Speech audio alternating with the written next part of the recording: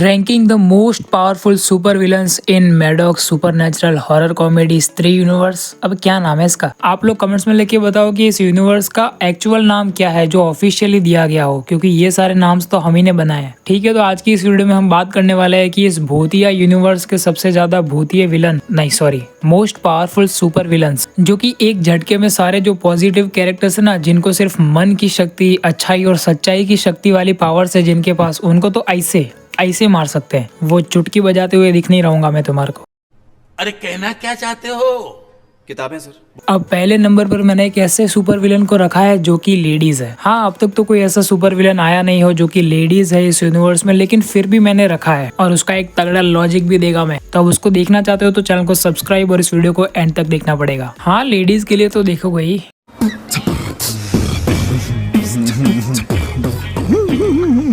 Okay, तो इस most powerful super villains की लिस्ट में नंबर 6 पर है श्रद्धा कपूर का कैरेक्टर। आई नो तुम सोच रहे होगे कि वो कहाँ से हो गई विलन। अब इस हिसाब से सोचने जाए तो पार्ट 1 की एंडिंग के बाद जब पार्ट 2 में मैंने इतना पॉजिटिव दिखाते हुए देखा इस कैरेक्टर को, तब मैं भी सोच रहा था कैसा, तो मैंने अमर कौशिक को कुछ नहीं बोला ना। तो अब मैं देखना चाहता है फिर से श्रद्धा कपूर को एज अ विलन नहीं, बट अब अगर सीरियसली बात करें तो जितना श्रद्धा कपूर के कैरेक्टर ने अपने इर्द गिर्द मिस्ट्री क्रिएट कर रखी है ना, बाकी ऐसा किसी और कैरेक्टर ने नहीं कर रखा। तो मुझे पर्सनली ऐसा लगता है कि अमर कौशिक और उनकी टीम आगे चलकर कुछ ऐसी स्टोरीज क्रिएट कर सकती है जहाँ पर कि ये जो श्रद्धा कपूर का कैरेक्टर है वो आगे चलकर एक बहुत बड़ा थ्रेट बन सकता है राजकुमार राव और ये जितने भी सारे पॉजिटिव कैरेक्टर्स है उनके लिए। अब आगे चलकर ऐसा होने ही वाला है, ये कोई 100% गारंटी नहीं दे रहा मैं, मेरा मन किया तो रख दिया। ठीक है, मैं देखना चाहता हूँ श्रद्धा कपूर को एज बैडी। बाकी ये बात करें नंबर 5 की, तो नंबर 5 पर मैंने रखा है मुंजिया। अब ये हरे भरे कवारे लड़के को श्रद्धा कपूर के कैरेक्टर से भी आगे रखने का मेरा मकसद सिर्फ इतना ही था। सॉरी, गलत वर्ड यूज कर दिया, मकसद नहीं रीजन। मेरा रीजन सिर्फ इतना ही था कि आगे चलकर सुपर विलेन बनने की जो पॉसिबिलिटीज है ना, उनमें श्रद्धा कपूर का कैरेक्टर काफी नीचे आता है और ये लौंडा तो पहले से ही काफी लीचर टाइप का विलन है, तो आगे रखना तो बनता है। ठीक है, ये मेरा रीजन था। बाकी पावर्स के मामले में तो बहुत आगे है। एक स्त्री की बेटी है और ये किसी और की बेटी के पीछे पड़ा था और उसी चक्कर में मर गया। ये पता नहीं क्या है, मतलब कुछ भी बोलो, मुंजिया की जो बैक स्टोरी है ना वो काफी रिलेटेबल है, बट सैडली मैं ब्राह्मण नहीं हूँ, खास होता। औरत का चक्कर बाबू भैया, औरत का चक्कर बहुत बेकार होता है। तो अपने मुंजिया के पास भी वही सारी पावर्स है जो कि एक आम भूत के पास होती है। वो लोगों को डरा सकता है, गायब हो सकता है, या फिर वो चाहे उसी को दिख सकता है, बाकी किसी को नहीं दिखेगा। नहीं, ये लास्ट वाली पावर ऐसा कुछ कॉन्सेप्ट नहीं था। उसका कॉन्सेप्ट कुछ ऐसा था कि यहाँ पर उसी के परिवार के लोगों को ही देख सकता है वो। बाकी अब पावर्स है तो उसकी वीकनेस भी है। उसकी वीकनेस है उसकी मम्मी की छड़ी, जो कि दादी ने भी यूज की और एंडिंग में बिट्टू ने भी यूज की। वैसे अपने बिट्टू के पास पावर्स के नाम पर सिर्फ वो छड़ी ही है और बाकी वो अपना मेन लीड है, तो मरेगा तो नहीं वो, because of the universal rule main guy doesn't die. ये कैसी इंग्लिश।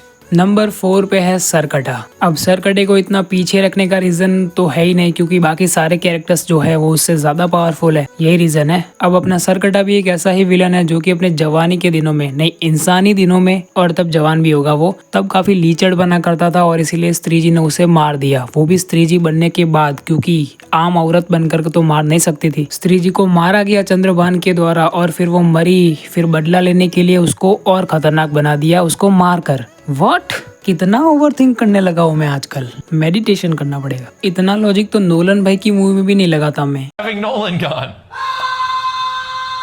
बाकी अब नंबर 3 पर है अक्षय कुमार का कैरेक्टर, वो पागल वाला, एज थैनोस ऑफ स्त्री universe, Maddox supernatural horror comedy universe. मेरे बच्चे शांत हो जा, मेरे बच्चे शांत हो जा। इतनी तकलीफ मत ले, मुझे तकलीफ होती।